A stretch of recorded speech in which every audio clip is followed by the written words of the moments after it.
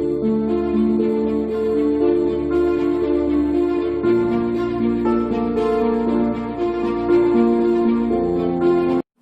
चलिए दोस्तों, आज की हम क्लास स्टार्ट करते हैं और आज की वीडियो में हम लोग सीखने वाले हैं अपने फाइनेंशियल स्टेटमेंट के बारे में। ऐसी स्टेटमेंट जो आपके फाइनेंस के बारे में बताती है कि आपके पास कितने एसेट्स है, कितने लायबिलिटीज है, कितने आपने एक्सपेंस करे हैं, कितने आपकी इनकम हुई है, कितने आपके डायरेक्ट एक्सपेंस हुए हैं, कितने आपके इनडायरेक्ट एक्सपेंस हुए हैं, कितनी आपकी इनडायरेक्ट इनकम हुई है। सब कुछ इस स्टेटमेंट में सीखते हैं। ये फाइनेंशियल स्टेटमेंट ये हर कंपनी, हर फर्म, हर ऑर्गेनाइजेशन बनाती है। इसको बनाने के लिए मतलब हर कोई फर्म बाध्य है, इसको हर कोई बनाएगा। अब क्वेश्चन ये है कि ये हम बनाते क्यों हैं, इसमें कितने अकाउंट बनाने पड़ते हैं, इसका बेनिफिट क्या है। देखो, ये हर एक जो आपका प्रोप्राइटर है, बिजनेस का मालिक है, मान लीजिए ये एक बिजनेस का मालिक है, ये at the end of the year जानना चाहता है कि यार मैंने एक्चुअली में पूरे साल भर जो मैंने काम करी, मैंने मेहनत करी है, मैंने रियल में प्रॉफिट कमाया या लॉस कमाया। वो ये जानना चाहता है कि प्रॉफिट कमाया या लॉस मैंने, कि कुछ कहीं ऐसा तो नहीं मैंने पैसे गवा दिया हो। तो हर बिजनेस का मालिक, सोल प्रोप्राइटर जानना चाहता है। तो उसको जानने के लिए कि उसने प्रॉफिट कितना कमाया, लॉस कितना कमाया, वो सब जानने के लिए वो अपनी एक फाइनेंस का एक डेटा मेंटेन करता है एक स्टेटमेंट की फॉर्म में। इस फाइनेंशियल स्टेटमेंट को हम लोग टेक्निकली फाइनल अकाउंट के नाम से भी जानते हैं। इसमें आप लोग 3 अकाउंट के बारे में सीखोगे, जिसमें आप लोग जानोगे एक हमारा ट्रेडिंग अकाउंट के बारे में कि ट्रेडिंग अकाउंट किस तरीके से बनाते हैं। एक आप जानोगे प्रॉफिट एंड लॉस अकाउंट के बारे में, प्रॉफिट एंड लॉस अकाउंट के बारे में। और तीसरा आप जानोगे एक बैलेंस शीट के बारे में, बैलेंस शीट। आज का हमारा जो मुद्दा है वो हमारा ट्रेडिंग अकाउंट के ऊपर है कि ट्रेडिंग अकाउंट हम लोग किस तरीके से बनाते हैं। बहुत ही सिंपल तरीके से बताने वाला हूं, तो ध्यान से वीडियो को देखना। ट्रेडिंग अकाउंट के बारे में आपको बताने से पहले आपको बता देता हूं कि देखो, वैसे बेसिकली देखा जाए तो हमारी ना इनकम स्टेटमेंट अगर बात करें तो 2 ही तरीके की होती हैं। अगर मैं आपसे बोलूं कि हमारी इनकम स्टेटमेंट कितनी होती है, तो आप बोलना 2 तरीके की होती है इनकम स्टेटमेंट। इसको आप 2 तरीके से डिवाइड कर सकते हो, फर्स्ट वन और ये सेकंड वन। पहला कैसे डिवाइड करोगे, फर्स्ट पार्ट को बोलते हैं हम लोग ट्रेडिंग अकाउंट, ठीक है। ये जो ट्रेडिंग अकाउंट है ये आपका क्या शो करता है कि आपने कितना ग्रॉस प्रॉफिट कमाया। अभी धीरे धीरे सीखेंगे ग्रॉस प्रॉफिट क्या होता है, और या आपने कितना ग्रॉस लॉस सफर करा। ये ट्रेडिंग अकाउंट आपको शो करेगा। और दूसरा सेकंड पार्ट है हमारा, ये जो हमारा सेकंड पार्ट है ये हमारा प्रॉफिट एंड लॉस अकाउंट के बारे में शो करता है, प्रॉफिट एंड लॉस अकाउंट के बारे में शो करता है। ये जो है आपको ये भी 2 चीज बताता है। ये आपको बताता है trading account gross profit gross loss के बारे में, और जो प्रॉफिट एंड लॉस अकाउंट है ये आपको बताता है हमारे नेट प्रॉफिट के बारे में कि आपने नेट प्रॉफिट कितना कमाया या नेट लॉस आपने कितना सफर करा, ये बताता है।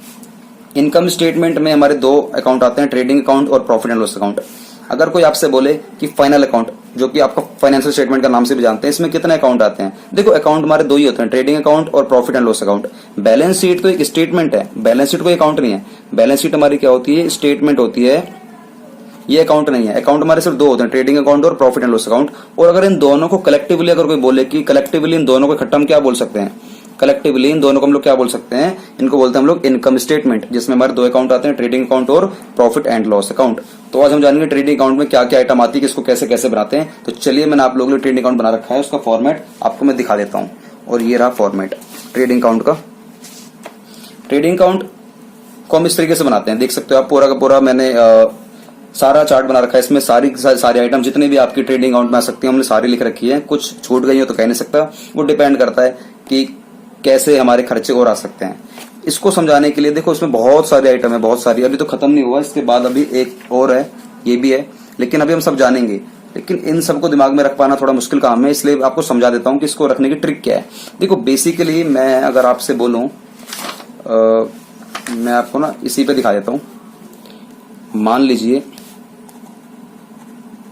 ये हमारा ट्रेडिंग अकाउंट है, ये डेबिट साइड, ये क्रेडिट साइड, ठीक है। देखो, बेसिकली अगर मैं आपसे बात करूं ट्रेडिंग अकाउंट में, सबसे पहले हमारा आता है टू ओपनिंग स्टॉक। सबसे पहले हमारे इसमें ओपनिंग स्टॉक आता है। उसके बाद हमारा आता है परचेज, टू परचेज, इसमें से लेस कर देते हैं हम लोग परचेज रिटर्न। परचेज रिटर्न को हम लोग रिटर्न आउटवर्ड के नाम से भी जानते हैं, रिटर्न आउटवर्ड के नाम से भी जानते हैं। और इसमें जो फाइनली जो तीसरा जो बस टर्म है, जो सिर्फ 3 ही टर्म आती है हमारी, ओपनिंग स्टॉक, परचेज, और तीसरी आती है हमारी direct expense, all direct expenses. बस 3 आइटम आती हैं। और क्रेडिट साइड की बात करें, इसमें सिर्फ 2 ही आइटम आती हैं, एक आती है बाय सेल्स, इसमें से लेस करना पड़ता है हम लोगों को सेल्स रिटर्न, या इसको आप कह सकते हो रिटर्न इनवर्ड, रिटर्न इनवर्ड, ठीक है। और एक आइटम हो रहा है, दूसरी आइटम है हमारी क्लोजिंग स्टॉक। बस देख रहे हो हमारा ट्रेडिंग अकाउंट में बस इतनी आइटम आती है। अगर डिफरेंस हमारा इस साइड आया तो डिफरेंस को बोलते हैं हम लोग ग्रॉस प्रॉफिट, शॉर्ट में लिखते हैं जीपी आप लोग, लेकिन पूरा पूरा लिखना टू ग्रॉस प्रॉफिट। इसको हम ट्रांसफर कर देते हैं, transfer to profit and loss account. और डिफरेंस अगर यहां पर आया तो हम बोलते हैं by gross loss transfer to profit and loss account. बाकी हमारा टोटल हो जाता है, समझ रहे हो। यहां पर हमारे सिर्फ 3 आइटम आई है, ओपनिंग स्टॉक, परचेज और ऑल डायरेक्ट एक्सपेंस, सारे के सारे डायरेक्ट एक्सपेंस। अब ये क्या होता है इसी को समझने के लिए मैंने इसलिए सर्कल बनाया है। और बाकी क्रेडिट साइड में 2 आइटम आती हैं, सेल्स और सेल्स रिटर्न, और एक हमारी होगी क्लोजिंग स्टॉक। अब ये डायरेक्ट एक्सपेंस क्या है आपको बता देता हूं। इसको समझाने के लिए आपको समझना पड़ेगा पूरे के पूरे खर्चे। देखो ये काफी सारे खर्चे हैं डायरेक्ट एक्सपेंस, लेकिन समझे कैसे, दिमाग में कैसे रखें कितने सारे आइटम, कैसे कैसे हम आइडेंटिफाई करें कि कौन से हमारी ट्रेडिंग अकाउंट में जाएगी, कौन से हमारी प्रॉफिट एंड लॉस अकाउंट में जाएंगी। बच्चे कंफ्यूज जाते हैं कि कौन से आइटम कहां जाने वाले, कुछ नहीं पता होती। तो मैं एक आपको ट्रिक देता हूँ। देखो ट्रेडिंग अकाउंट में जितने भी खर्चे जा रहे हैं ना डायरेक्ट एक्सपेंस, ये सारे के सारे याद रखना मेरी एक बात, ये हमारे मैन्युफैक्चरिंग, क्या क्या, ये सारे के सारे हमारे मैन्युफैक्चरिंग एक्सपेंस होने वाले हैं। या आप कह सकते हो सारे के सारे हमारे फैक्ट्री एक्सपेंस होने वाले हैं, या सारे सारे आप कह सकते हो परचेज से होने वाले सारे के सारे एक्सपेंस हमारे इसमें आ सकते हैं। या आप कह सकते हो इसमें सारे के सारे प्रोडक्शन एक्सपेंस, ये सारे अगर लगता है आपको कि हमारी वो मैन्युफैक्चरिंग एक्सपेंस है, फैक्ट्री एक्सपेंस है, परचेज एक्सपेंस है या प्रोडक्शन एक्सपेंस है, सारे के सारे हमारे कहां जाएंगे, वो ट्रेडिंग अकाउंट के डेबिट साइड में। क्योंकि सारे के सारे हमारे पता है कौन से खर्चे हैं, ये फैक्ट्री एक्सपेंस में आते हैं। शायद ही आपको पेन दिखाई ना दे रहा हो तो मैं दूसरा पेन यूज कर लेता हूं एक बार, ये वाला। जब भी आपको लगे कि मेरा जो खर्चा, मेरा जो एक्सपेंस हो रहा है, मेरा जो लॉस हो रहा है वो फैक्ट्री से संबंधित है, या परचेज से रिलेट करता है वो, या प्रोडक्शन से रिलेट करता है, या मैन्युफैक्चरिंग से रिलेट करता है, तो समझ जाना उसका सीधा सीधा संबंध हमारा ट्रेडिंग अकाउंट से है, ट्रेडिंग अकाउंट के डेबिट साइड में जाएगा। और वैसे भी ट्रेडिंग अकाउंट एक नॉमिनल अकाउंट है, ट्रेडिंग अकाउंट एक नॉमिनल अकाउंट है, जैसा कि आप लोगों ने 11th में सीखा था, 11th में आप लोगों ने पहली वाली क्लास में सीखा था। नॉमिनल अकाउंट क्या बोलता है, debit all expenses and losses, credit all incomes and gains. मतलब डेबिट में सारे सारे हमारे एक्सपेंस, सारे सारे हमारे लॉस डेबिट करने वाले हैं। अब एक बार देख लेते हैं कि कौन कौन से ऐसे खर्चे हैं जो हमारे डायरेक्ट इनसे लिंक करते हैं, या तो मैन्युफैक्चरिंग से, या फैक्ट्री से, या परचेज से, या हमारे प्रोडक्शन से। तो चलिए स्टार्ट करते हैं।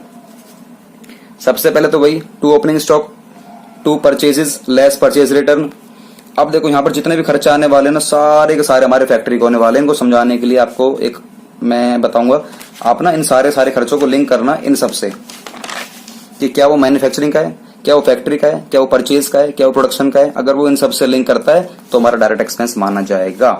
और क्रेडिट साइड में तो आपको पता ही है, सेल्स आता है, सेल्स रिटर्न आता है, लेस कर देंगे, और बाय क्लोजिंग स्टॉक आता है, बस। और कुछ आइटम नहीं है। अगर कुछ आया भी तो डिफरेंस आता है, उसे बोलते हैं बैलेंसिंग फिगर, और वो क्या जाएगा हमारा ग्रॉस लॉस, ठीक है, transfer to profit and loss account.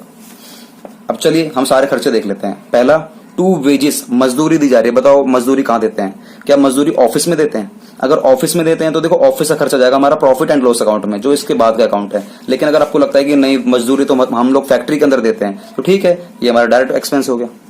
दूसरा है वेजेस एंड सैलरीज। देखो जब भी ऐसे वर्ड है ना देखने को मिले, वेजेस एंड सैलरीज या सैलरीज एंड वेजेस, तो आपको पहला वाला वर्ड पे फोकस करना है, दूसरे वाले पे फोकस नहीं करना है। इसकी वजह होती है वो बाद में देख लेंगे। पहले हमारे वर्ड को फोकस करो वेजेस पर। वेजेस फैक्ट्री में दी जाती है, मजदूर को दी जाती है, मजदूरी दी जाती है, तो इसलिए जाएगा हमारे ट्रेडिंग के डेबिट साइड में। तीसरा कह रहा है डायरेक्ट एक्सपेंस, ये तो नाम में कह रहा है डायरेक्टली हमारे माल के बनने पर खर्चा हो रहा है, तो सीधी सी बात है हमारा कहां जाएगा, ये ट्रेडिंग अकाउंट के डेबिट साइड में। टू कैरेज, कैरेज क्या होता है, कैरेज मतलब होता है भाड़ा, हम लोग भाड़ा देते हैं। अब देखो भाड़ा तो सर परचेज के टाइम पर भी दे सकते हो, जैसे मैंने कहीं से माल परचेज करा है, जब माल परचेज करा है हमारी फैक्ट्री के अंदर माल आ रहा है तो गाड़ी वाले ने भाड़ा ले लिया, तो सर ये तो वो कैरेज हो गया, ठीक है, ये डायरेक्ट खर्चा है क्योंकि माल के बनने पर खर्चा लग रहा है। लेकिन कुछ सर भाड़ा ऐसे भी तो होता है जब आप वही माल बेचोगे तो जब भाड़ा गाड़ी वाला लेकर जाएगा, क्योंकि आप माल सेल पर कर रहे हो, सेल पर आप एक्सपेंस कर रहे हो, तो सर वो तो कैरेज तो वो भी है, तो क्या इसमें आएगा, वो नहीं, वो आएगा हमारा प्रॉफिट एंड लॉस अकाउंट में, क्योंकि वो खर्चा ना सेल से लिंक करता है, ना कि परचेज से लिंक करता है। अगर आपने कहीं से माल परचेज करा है तब भाड़ा दे रहे हो, तब तो आएगा ट्रेडिंग के डेबिट साइड में। लेकिन अगर माल आपने बना दिया अपने फैक्ट्री के अंदर, माल सेल आउट कर रहे हो और तब भाड़ा दे रहे हो किसी को, तो हम लोग जाएंगे उसको प्रॉफिट एंड लॉस अकाउंट में लेकर जाएंगे, क्योंकि वो खर्चा हमारा सेल से लिंक करता है, ना कि परचेज से, ठीक है। तो कैरेज इनवर्ड कैरेज इनवर्ड मतलब ऐसा खर्चा जो आपको देना है परचेज के टाइम पर, तो ठीक है डायरेक्ट हो गया। कैरेज ऑन परचेज, देखो कैरेज भाड़ा दे रहे हो परचेज के टाइम पर, तो इसको भी लोगे आप। गैस वगैरह, फ्यूल वगैरह, पावर वगैरह भी कहाँ लगती है, हमारी फैक्ट्री के अंदर ही लगती है। फ्रेट वगैरह भाड़ा दे रहे हो, कार्टेज वगैरह, ये भी फ्रेट और कार्टेज दोनों एक ही वर्ड है, मतलब भाड़ा वगैरह दे रहे हो सारे इसी के अंदर आ जाएगा। ये कह रहा है अगला मैन्युफैक्चरिंग एक्सपेंस या प्रोडक्शन एक्सपेंस, मैंने पहले बोल दिया मैन्युफैक्चरिंग से संबंधित या प्रोडक्शन से संबंधित जो भी खर्चे होंगे सारे हमारे जाएंगे ट्रेडिंग के डेबिट साइड में। उसके बाद कह रहा है फैक्ट्री एक्सपेंस में हमारी फैक्ट्री लाइटिंग हो गई है, हमारा फैक्ट्री रेंट हो गया है, तो ये सारे के सारे हमारे खर्चे किस में आएंगे, ट्रेडिंग के डेबिट साइड में। फैक्ट्री से देखो, फैक्ट्री से लिंक कर रहा है ना, फैक्ट्री की लाइट, फैक्ट्री का रेंट, ऐसे to dock charges, dock charges क्या होता है बता देता हूँ, and cleaning charges, cleaning charges मतलब साफ सफाई खर्चे, और डॉक चार्जेस मतलब होता है बंदरगाह के खर्चे। बंदरगाह मतलब होता है जैसे आपने कहीं से माल मंगवाया, कहीं मान लीजिए आपने कहीं विदेश से माल मंगवाया है और किसी पोर्ट पर, किसी बंदरगाह पर माल रखा हुआ है, तो जहां पर माल रखा रहता है वहां से माल को छुड़वाने में कुछ खर्चा आता है, वहां के जो ऑफिसर वगैरह कुछ खर्चा ले लेते हैं, तो वो खर्चा भी तो देखो, अभी क्या माल हमारा जो आपने माल परचेज करा है क्या वो हमारी फैक्ट्री के अंदर आ गया है, नहीं ना। फैक्ट्री के अंदर आने तक तो न जाने कितने सारे चार्जेस लग जाते हैं, ये तो सिर्फ डॉक चार्जेस है। उसके बाद आपको हमारे स्टेट के अंदर माल लेने के लिए आपको स्टेट टैक्स देना पड़ता है, उसके बाद गवर्नमेंट को ड्यूटी देनी पड़ती है, उसके बाद न जाने कौन कौन से खर्चे करने पड़ते हैं, वो सारे के सारे खर्चे हम लोग अपने डायरेक्ट एक्सपेंस में जोड़ते हैं। तो डॉक चार्जेस वही है, जब बंदरगाह से माल हम लोग छुड़वा लेते हैं तो उस वक्त शिपिंग को, शिप वाले को जो खर्चा देना पड़ता है, वहां के ऑफिसर को जो पैसा देना पड़ता है, उसको बोलते हैं डॉक चार्जेस। तो ये भी हमारा डायरेक्ट एक्सपेंस माना जाता है। तो मैं उम्मीद करता हूँ आपको ये सारी जो ट्रेडिंग अकाउंट में जो लिस्ट है आपको याद करनी पड़ेगी, आपको समझनी पड़ेगी, जिससे कि आप लोग क्वेश्चन इसको कर सको बहुत बारीकी से। तो एक काम करते हैं, हम लोग इसका एक क्वेश्चन देख लेते हैं, क्वेश्चन किस तरीके से करने वाले हैं।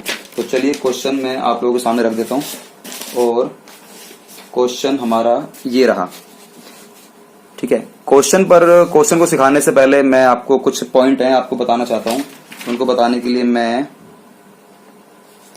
एक सीट ले लेता हूं। अच्छा, ये वाली जो सीट है ना वही वाली रह गई थी हमारी, थोड़ा सा पार्ट रह गया था, जो हमारा ट्रेडिंग अकाउंट का फॉर्मेट है ना, ये इसमें थोड़ा सा आगे ये भी है कि डेबिट साइड में ना खर्चे में हमारा इम्पोर्ट ड्यूटी भी आ जाती है, या हमारी कस्टम ड्यूटी भी आ सकती है, या हमारी रॉयल्टी भी आ सकती है। रॉयल्टी तो खैर बहुत कम आती है, ना के बराबर आती है। तो इम्पोर्ट ड्यूटी होगी, कस्टम ड्यूटी होगी, रॉयल्टी वगैरह होगी, सारा का सारा हमारा डायरेक्ट एक्सपेंस का पार्ट है। और अगर डिफरेंस यहाँ पर आता है, आपका बैलेंसिंग फिगर यहाँ पर आता है, तो हमारा ये क्या हो जाता है, ग्रॉस प्रॉफिट। और अगर यहाँ पर डिफरेंस आया तो उसको बोलते हैं ग्रॉस लॉस, और यहाँ पर डिफरेंस आया तो बोलते हैं ग्रॉस प्रॉफिट। अब ये इम्पोर्ट ड्यूटी क्या होती है, कस्टम ड्यूटी क्या होती है, रॉयल्टी क्या होती है, बता देता हूँ। इम्पोर्ट ड्यूटी वो जब आपने विदेश से माल परचेज करा है, आपने फॉरेन से माल मंगवाया, तो जब हमारे इंडिया के अंदर माल आता है ना, तो उस वक्त जो हमें ड्यूटी देनी पड़ती है उसे बोलते हैं इम्पोर्ट ड्यूटी, इम्पोर्ट के टाइम पर। और सेम इम्पोर्ट ड्यूटी कह लो, कस्टम ड्यूटी कह लो, बात एक ही होती है।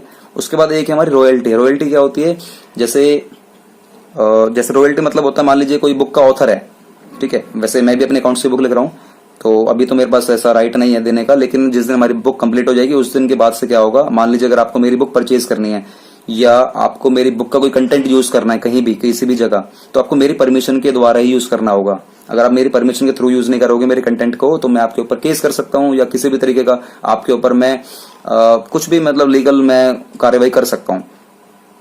तो आपको मुझे कुछ पे करना पड़ेगा, उसे बोलते हैं रॉयल्टी अमाउंट। तो देखो रॉयल्टी वगैरह भी आपके लिए तो परचेज कॉस्ट बन जाएगी ना, आपने कुछ माल चीज पर कुछ आपने माल परचेज करा है, कुछ सर्विस आपने परचेज करी है, तो रॉयल्टी भी कहने का मतलब यही कि ट्रेडिंग के डेबिट साइड में आती है। ये माल के ना लगने पर, माल के बनने पर, माल की प्रोडक्शन पर, माल की मैन्युफैक्चरिंग पर, फैक्ट्री के सारे खर्चे इसी के अंदर आते हैं। तो चलिए अब हम क्वेश्चन को स्टार्ट करते हैं। क्वेश्चन को स्टार्ट करने से पहले मैं आपको कुछ बातें बताने वाला हूं, जो कि मैं आपको बताऊंगा इस वाले सीट पर, इस पे बताता हूं। देखिए, जब भी आप क्वेश्चन को सॉल्व करोगे मेरी कुछ बातें दिमाग में रखना। वो बातें ये हैं, सबसे पहले आपको एक कह सकते हो ट्रायल बैलेंस दिया जाएगा। ट्रायल बैलेंस जो आपने इससे पहले वाली क्लास में सीखा था, ट्रायल बैलेंस दिया जाएगा। ट्रायल बैलेंस में होता क्या है, काफी सारी आपको ना दी जाएंगी आइटम्स, काफी सारे आइटम दी जाएंगे, बहुत सारे आइटम दी जाएंगे, और यहाँ पर हमारा अकाउंट क्लोज हो जाएगा ट्रायल बैलेंस। उसके बाद नीचे आपको ना कुछ दी जाएंगे एडजस्टमेंट, कुछ एक हो सकती है, दो हो सकती है, तीन हो सकती है, चार हो सकते हैं, कुछ नहीं पता कितनी भी हो सकती है।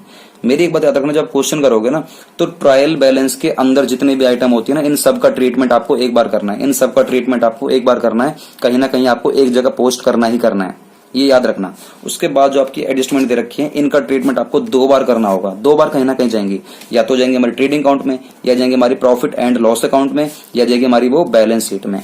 ठीक है, तो एडजस्टमेंट का ट्रीटमेंट 2 बार करेंगे, इस बात को याद रखना, क्योंकि ये डायरेक्ट हमारे लेजर से उठ के नहीं आते हैं। ठीक है ना, क्योंकि ये हमारे डायरेक्ट लेजर से उठ के आते हैं। और ये ट्रायल बैलेंस की जो आइटम है, इसको हम लोग ट्रायल बैलेंस उठाकर लेकर आते हैं, इसलिए ट्रायल बैलेंस के अंदर एक बार ट्रीटमेंट हो रखा होता है, लेकिन इनका ट्रीटमेंट हम लोग ना तो ट्रायल बैलेंस में कर पाते हैं, ना उसको हम लोग अपने फाइनल अकाउंट में कर पाते हैं। इसलिए हमें इनका ट्रीटमेंट 2 बार करना पड़ेगा और इनका ट्रीटमेंट 1 बार करना पड़ेगा। तो चलिए क्वेश्चन करते हैं हम लोग स्टार्ट। बस ये वाली बात दिमाग में रखना, ये रूल है, बेसिक सा रूल है। ट्रायल बैलेंस के अंदर के जितने आइटम है इनको 1 बार, और जो दे रखे हैं एडजस्टमेंट इनको 2 बार। तो चलिए क्वेश्चन को करते हैं स्टार्ट। ये रहा क्वेश्चन आपके सामने, कह रहा है prepare a trading account for the year ended 31 March 2019 from the following balances. आपको ट्रेडिंग अकाउंट बनाकर दिखाना है 31 मार्च 2019 का, और ये आपको कुछ दे रखी हैं आइटम्स। अच्छा, ये ना बॉक्स के अंदर दे रखे हैं। मैंने आपसे क्या बोला था, जो बॉक्स के अंदर जो आइटम दे रखी होंगी इनका ट्रीटमेंट कितने बार करना पड़ेगा, सिर्फ 1 बार। और बॉक्स के जो बाहर जो आइटम दे रखी होंगी, चाहे वो कितनी भी हो, 1 हो, 2 हो, 3 हो, इनका ट्रीटमेंट कितने बार करेंगे हम लोग, 2 बार। और इन सबका ट्रीटमेंट कितने बार करने वाले हम लोग, 1 बार। याद रखना, ठीक है। तो चलिए इसको करने के लिए आपको एक फॉर्मेट पता होना चाहिए, ट्रेडिंग अकाउंट का फॉर्मेट कैसे बनाते हैं। तो फॉर्मेट मैंने आप लोगों के लिए बना रखा है, और फॉर्मेट आपका ये रहा। देखिए, ट्रेडिंग अकाउंट लिख देना। क्वेश्चन है आपका ये 31 मार्च 2019 का, तो यहां पर भी क्या लिखना पड़ेगा आपको, for the year ending 31 March 2019, और बस वही पर्टिकुलर्स अमाउंट। डेबिट क्रेडिट तो आपको पता ही है, हर लेजर में डेबिट क्रेडिट लिखना पड़ता है, बस वो आपकी स्टेटमेंट नहीं होनी चाहिए। अदरवाइज जितने भी लेजर हैं सब में हम लोग डेबिट और क्रेडिट लिखते हैं। तो चलिए क्वेश्चन करते हैं स्टार्ट। एक एक करके आइटम उठाते जाओ, एक एक करके इसको पोस्ट करते जाओ। तो बताना क्या ये हमारा ट्रेडिंग के आइटम है या नहीं है, क्या वो फैक्ट्री से संबंधित है या नहीं है, क्या वो मैन्युफैक्चरिंग से संबंधित है या नहीं है, क्या वो प्रोडक्शन से लिंक करते हैं नहीं करते हैं, क्या वो किसी एक तरीके से परचेज से लिंक करते हैं नहीं करते हैं। तो इन सभी को सोचते हुए बताना कौन से आइटम कहां जाएंगी। ओपनिंग स्टॉक 2 लाख रुपए, क्या आपको लगता है ट्रेडिंग में जाएगा? हाँ सर बिल्कुल जाएगा, स्टॉक तो सर वैसे भी ट्रेडिंग का पार्ट है। तो 2 ओपनिंग स्टॉक कितने रुपए, 2 लाख रुपए, ठीक है। उसके बाद परचेज 10 लाख रुपए, परचेज कहां जाएगा सर, परचेज भी यहीं जाता है, 2 परचेज। लेकिन ना परचेज 10 लाख रुपए, काम करना परचेज को ना आप इनर कॉलम में लिखना, इसके पीछे की वजह क्या आपको बताऊंगा अभी, ठीक है। सेल्स 25 लाख रुपए, इसको भी इनर कॉलम में लिखना, सेल्स हमारी क्रेडिट साइड में आएगी, बाय सेल्स 25 लाख रुपए, 1 2 3 4 5, ठीक है। फ्रेट मतलब भाड़ा होता है, फ्रेट भाड़ा होता है 32,500 रुपए। फ्रेट ऐसा खर्चा जो माल की प्रोडक्शन पे लगने वाला होता है खर्चा, मतलब जब माल को परचेज करते हैं, परचेज करने पे जो खर्चा होता है उसे बोलते हैं फ्रेट, भाड़ा देना पड़ेगा ना, तो भाड़ा तुम्हारा ही आएगा। तो 2 फ्रेट, कितने रुपए फ्रेट हमारे, 32,500। वेजिस मजदूरी 1.5 लाख रुपए की मजदूरी। अब 1.5 लाख रुपए मजदूरी दोगे तो मजदूरी कहाँ दोगे सर, मजदूरी जब माल परचेज करते हैं तभी देनी पड़ती है, तो ठीक है। 2 वेजिस मजदूरी कितने रुपए, 1.5 लाख रुपए। उसके बाद फैक्ट्री लाइटिंग, फैक्ट्री ये अपने आप में कह रहा फैक्ट्री में होने वाली लाइटिंग, तो ठीक है सर फैक्ट्री लाइटिंग है तो फैक्ट्री में ही जाएगा। 2 फैक्ट्री लाइटिंग कितने रुपए, 54,000 रुपए, 54,000। उसके बाद कोल गैस एंड वाटर जो कि आपके 11,000 रुपए। सर कोयला वगैरह गैस वगैरह तो सर फैक्ट्री में चलती है, तो ठीक है। 2 कोल गैस एंड वाटर जो कि कितने रुपए आपके, 11,000 रुपए। उसके बाद परचेज रिटर्न 60,000 रुपए। अब आओ यहाँ पर जो मैंने लिखा था ना परचेज 10 लाख रुपए, इसमें से लेस करो परचेज रिटर्न कितने रुपए, 60,000 रुपए, और लेस करके जो आपका नेट अमाउंट आएगा उसको लिखो अपने आउटर कॉलम में, जो कि आपका निकल कर आने वाला है 9,40,000 रुपए। उसके बाद सेल्स रिटर्न 1 लाख रुपए, तो सेल्स में हटा दो इसमें से, तो लेस सेल्स रिटर्न जो कि आपके 1 लाख रुपए। अब बताओ नेट हमारा कितना रह गया, 24 लाख रुपए, यहां पर आ जाएगा। उसके बाद ये कह रहा है कैरेज ऑन परचेज, देखो परचेज के टाइम पे आपने भाड़ा दिया है, तो सर ये तो फैक्ट्री का खर्चा हो गया ना, तो 40,000 रुपए लिख दो। तो कैरेज ऑन परचेज कितने रुपए खर्चा कर दिया, 40,000 रुपए, 40,000 रुपए। उसके बाद कैरेज ऑन सेल, सर ये तो हमें उल्लू बना रहा है, ये तो हमें उल्लू बना रहा है सर, सेल पे खर्चा हो रहा है, भाड़ा तो सर ये भी है लेकिन सेल पे है, इसका मतलब ये कहां पर जाने वाला हमारा प्रॉफिट एंड लॉस अकाउंट में। ये हमारा ट्रेडिंग का पार्ट नहीं है, क्योंकि सर सेल कर रहे हो सर, सेल से तो इनकम होती है, ये तो एक तरीके से हमारा इनडायरेक्ट पार्ट होगा। भाड़ा तो ये भी है, खर्चा तो ये भी है, लेकिन सर ये जाएगा प्रॉफिट या लॉस में। लेकिन परचेज के टाइम पे आपने जो भाड़ा दिया ये कहां जाएगा? हमारा ट्रेडिंग में। याद रखना, कैरेज ऑन परचेज और कैरेज ऑन सेल। उसके बाद फैक्ट्री रेंट, फैक्ट्री में लगने वाला रेंट। अगर ये कहता ऑफिस रेंट तो ऑफिस का खर्चा कहां जाता है? हमारा प्रॉफिट एंड लॉस अकाउंट में। लेकिन ये कह रहा फैक्ट्री में होने वाला रेंट, तो फैक्ट्री में होने वाला रेंट कहां जाएगा? हमारा ट्रेडिंग के डेबिट साइड में, जो कि हमारे 2,20,000 रुपए factory rent. To factory rent 2,20,000 रुपए। उसके बाद कह रहा office rent, sir office rent नहीं जाएगा इसमें, ये तो जाएगा हमारा प्रॉफिट एंड लॉस अकाउंट में। ठीक है, हम लोग सारे आइटम रिकॉर्ड कर चुके हैं। उसके बाद एक कह रहा है एडजस्टमेंट। इसका ट्रीटमेंट कितनी बार करते हैं बताओ? इसका ट्रीटमेंट कितनी बार करते हैं? मैंने छुपा दिया ये। इसका ट्रीटमेंट करते हैं हम लोग 2 बार। Closing stock is valued at rupees 3 lakh रुपए। एक बार ट्रीटमेंट मैंने आपको सिखा रखा है। ट्रेडिंग अकाउंट में क्रेडिट साइड में आता है बाय क्लोजिंग स्टॉक, जो कि कितने रुपए हैं? 3 लाख रुपए। 3 लाख रुपए। अब एक काम करते हैं हम लोग सभी कुछ रिकॉर्ड कर चुके हैं। अब हम लोग देख लेते हैं, या तो हमने ग्रॉस प्रॉफिट कमाया होगा या ग्रॉस लॉस अर्न करा होगा। तो इसका जो क्रेडिट साइड है ये आपका आने वाला है 27 लाख रुपए। ये कितना आने वाला आपका? 27 लाख रुपीज। ये कितना आने वाले हैं आपके? 27 लाख रुपीज। अब 27 लाख में से आप 1 2 3 4 5 6 7 ये 7 आइटम हटाओगे ना, तो जो निकल कर आने वाला है इसे बोलते हैं हम लोग प्रॉफिट। क्या बोलते हैं हम लोग इसे? ग्रॉस प्रॉफिट, जो कि आपका आने वाला 10 लाख, जो कि आपका आएगा 10,52,500 रुपए। 10,52,500। तो यहाँ पर क्या लिखोगे? To gross profit transferred to profit and loss account. Clear? ये रहा आपका पहला का पहला क्वेश्चन। तो चलिए, अगर आपको ये वाला पॉइंट समझ में आ गया हो तो हम लोग आते हैं अपने दूसरे क्वेश्चन पर। लेकिन दूसरे क्वेश्चन पर आने से पहले मैं आप लोगों को कुछ टॉपिक सिखाना चाहता हूं। तो चलिए पहले हम टॉपिक सीख लेते हैं। और एक दोस्तों, एक बात मेरी याद रखना, ये जो आप नोट्स देख रहे हो ये सारे के सारे हम नोट्स ना पीडीएफ बनाकर हम लोग अपने टेलीग्राम ग्रुप पर सेंड कर देते हैं। तो अगर आप लोगों ने हमारे टेलीग्राम ग्रुप को ज्वाइन नहीं करा तो फटाफट से इस वीडियो के डिस्क्रिप्शन में जाना, आपको ना टेलीग्राम ग्रुप का एक लिंक दे दिया जाएगा, उस लिंक पर क्लिक करना। आप हमारे साथ व्हाट्सएप ग्रुप और हमारे इंस्टाग्राम ग्रुप दोनों में, और कह सकते हो कि टेलीग्राम ग्रुप, तीनों में आप हमारे साथ जुड़ जाना। हम लोग हर तरीके की अपडेट करते रहते हैं, जिससे कि आपको किसी भी चीज में दिक्कत ना आए। और हम लोग कुछ ना क्वेश्चन ईयर बनाकर भी हम लोग उसमें टेलीग्राम पे भेजते हैं, जिससे कि आप क्वेश्चन प्रैक्टिस कर सको। तो वैसे अगर हम लोग नहीं भी भेजते ना उसमें, तो एक काम याद रखना, मेरी बात बिल्कुल दिमाग में रखना, आप जिस भी बुक को रेफर कर रहे हो, जिस भी आप बुक को पढ़ रहे हो, चाहे डीके पढ़ रहे हो, टीएस पढ़ रहे हो, या कोई भी पढ़ रहे हो, एनसीईआरटी पढ़ रहे हो, अगर आपने कंसेप्ट सीख लिया तो आप ना किसी भी बुक के क्वेश्चन कर सकते हो। आपको हमारे क्वेश्चन करने की जरूरत नहीं है। लेकिन फिर भी अगर आप हमारे क्वेश्चन करना चाहते हो तो आपको टेलीग्राम ग्रुप हमारा ज्वाइन करना पड़ेगा। वहां पर आपको क्वेश्चन की लिस्ट दी जाएगी, वो क्वेश्चन आपको सॉल्व करने पड़ेंगे।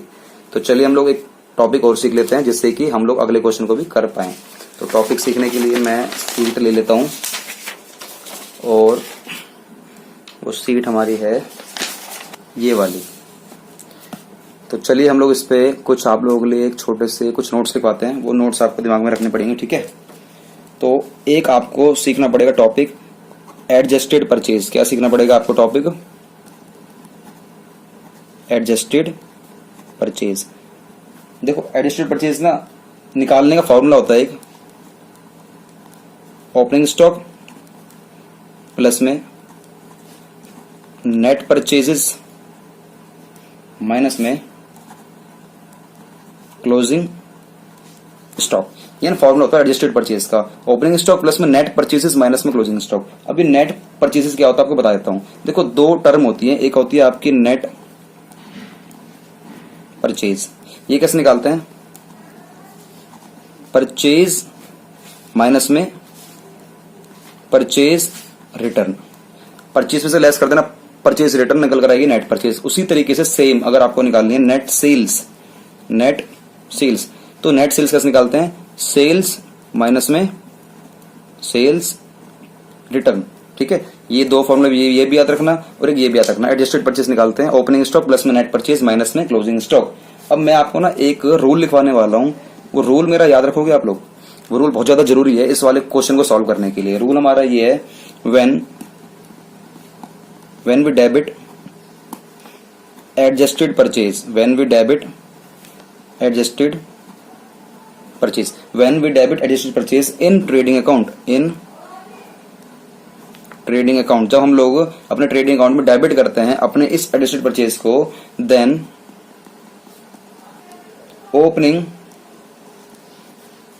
And closing stock will not come in trading account.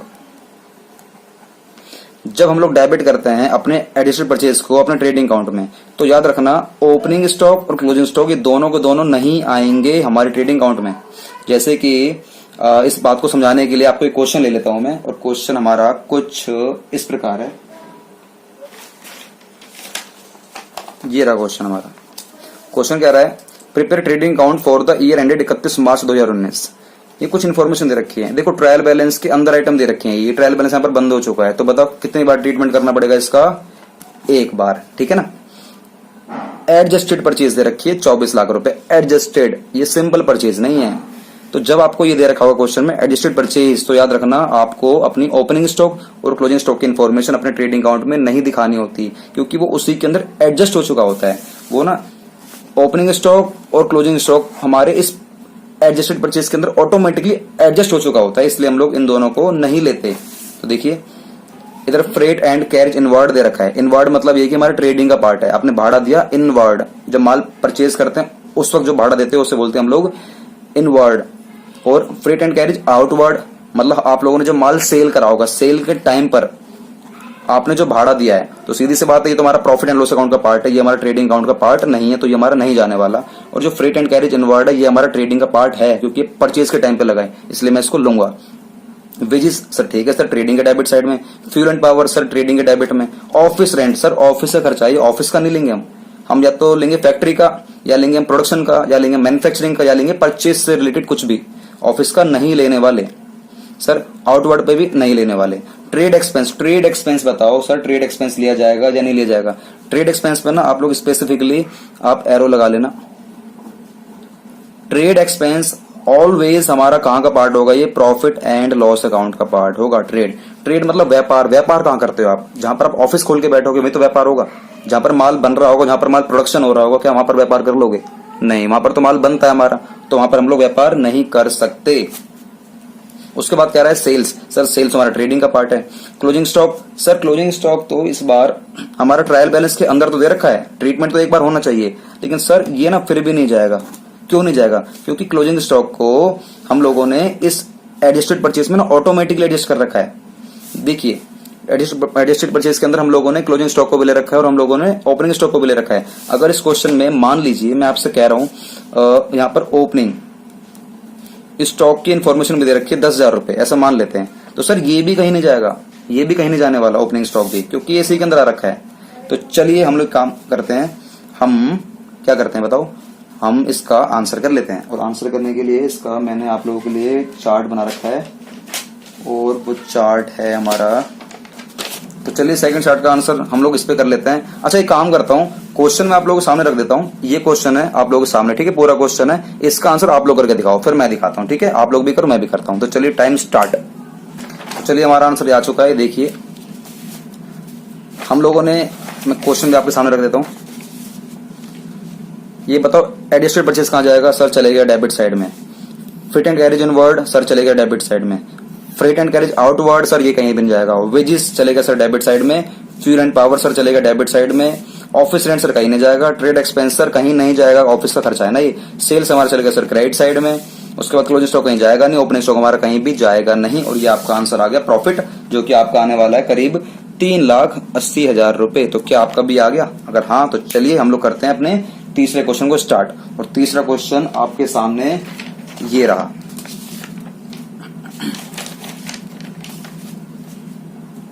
Prepare trading account for the year ended 31 March 2019। ये आपके सामने ट्रायल बैलेंस की इन्फॉर्मेशन दे रखी है। इसका ट्रीटमेंट कितनी बार? बताओ बताओ बताओ। इसका ट्रीटमेंट सिर्फ और सिर्फ एक बार।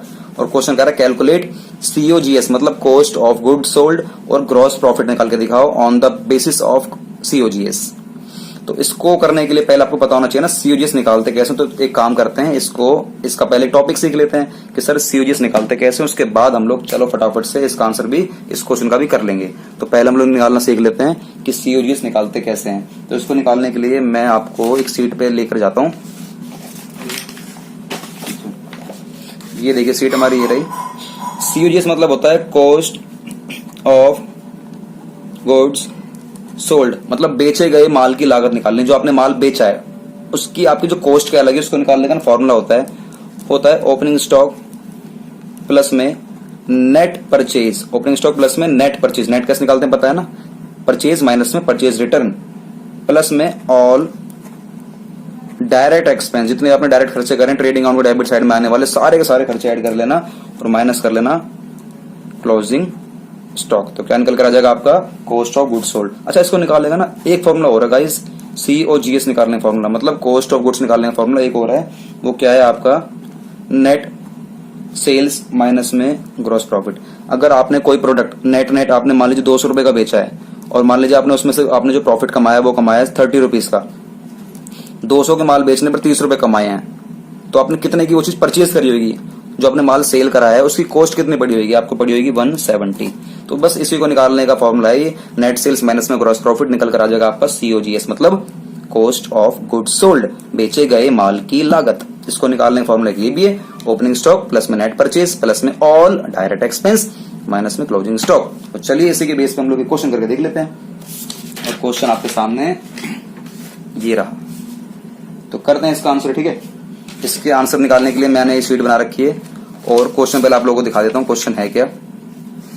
Prepare trading account for the year ended 31 March 2019। Opening stock 40,000, purchase 4,20,000, expense on purchase 8,000, expense on sales, sir sales तो सर उसका पार्ट है प्रॉफिट एंड लॉस का, ये तो कहीं भी नहीं जाएगा, 15,000, wages 30,000, sales 6 lakh, closing stock 52,000। तो चलो एक काम करो, इसी के बेस पर फटाफट से ना एक काम करके दिखाओ मेरे को, इसी के बेस पर आप लोग अपना सिर्फ और सिर्फ ट्रेडिंग अकाउंट बनाकर दिखाओ पहले। तो चलिए आप लोग बनाओ, मैं भी बनाता हूं, ठीक है।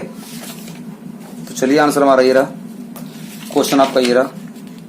क्या आप लोगों ने भी ट्रेडिंग अकाउंट इसी तरीके से बनाया है, बताइए। ओपनिंग स्टॉक 40,000, परचेज हमारा 4,20,000, एक्सपेंसेस ऑन परचेज हमारा 8,000, एक्सपेंस ऑन सेल तो हमारा कहीं जाने वाला ही नहीं है, उसके बाद वेजेस हमारी 30,000 रुपए, सेल्स हमारी है 6 लाख रुपए और क्लोजिंग स्टॉक हमारा 52,000 रुपए, प्रॉफिट निकल कर आ गया आपका 1,54,000 रुपए। ये बहुत सिंपल है, आपने कर लिया होगा, लेकिन ये सिखाना मेरा काम नहीं था, सिखाने वाला काम जो मेरा अब है वो ये है, क्वेश्चन में ये भी लिखा हुआ है, calculate cost of goods sold and gross profit on the basis of COGS। किस बेस पे निकालना है ग्रॉस प्रॉफिट, हमने इस अकाउंट के बेस पे तो निकाल लिया ग्रॉस प्रॉफिट जो कि आया 1,54,000 रुपए, लेकिन अब ये कह रहा है जीपे निकाल के दिखाओ on the basis of COGS, इसके बेस पे निकालना है। तो पहले सर ये निकालना पड़ेगा COGS, तो चलिए पहले इसको निकालते हैं। इसको निकालने का फॉर्मूला क्या बताओ फटाफट से, मैंने लिखवाया था ना आपको, मैं शॉर्ट में लिख देता हूँ। ओपनिंग स्टॉक प्लस में नेट परचेज प्लस में ऑल डायरेक्ट एक्सपेंस और माइनस में क्लोजिंग स्टॉक, ये फॉर्मूला था। तो बताइए इस वाले क्वेश्चन में हमारा ओपनिंग स्टॉक क्या है, बताओ फटाफट से, 40,000 रुपए, प्लस में नेट परचेज क्या है, नेट। अगर देखो क्वेश्चन में कुछ भी नहीं पता हो तो ना परचेज को हम लोग नेट परचेज मान लेते हैं। तो 40,000 प्लस में 4,20,000 प्लस में all direct expense, all direct expense में एक हमारा एक्सपेंस ये है और एक हमारा एक्सपेंस ये है। तो बताइए इनका नाम क्या है, एक्सपेंस ऑन परचेज और वेजेस। तो यहां पर आपको लिखना पड़ेगा, इसकी जगह नाम लिखना पड़ेगा, क्या लिखना पड़ेगा, प्लस में एक्सपेंसेस ऑन परचेज और प्लस में वेजेस और माइनस में क्लोजिंग स्टॉक। तो बताओ एक्सपेंस ऑन परचेज कितना हो गया हमारा 8,000, प्लस में वेजेस कितनी होगी हमारी 30,000 और माइनस में हमारा क्लोजिंग स्टॉक कितना हो गया 52,000 रुपए। तो बताओ ये सारा सॉल्व कर लोगे आप लोग, सॉल्व करने के बाद जो आपको COGS निकल कर आने वाला है वो आएगा 4,46,000 रुपए, 4,46,000 रुपए, ये आ गया आपका COGS।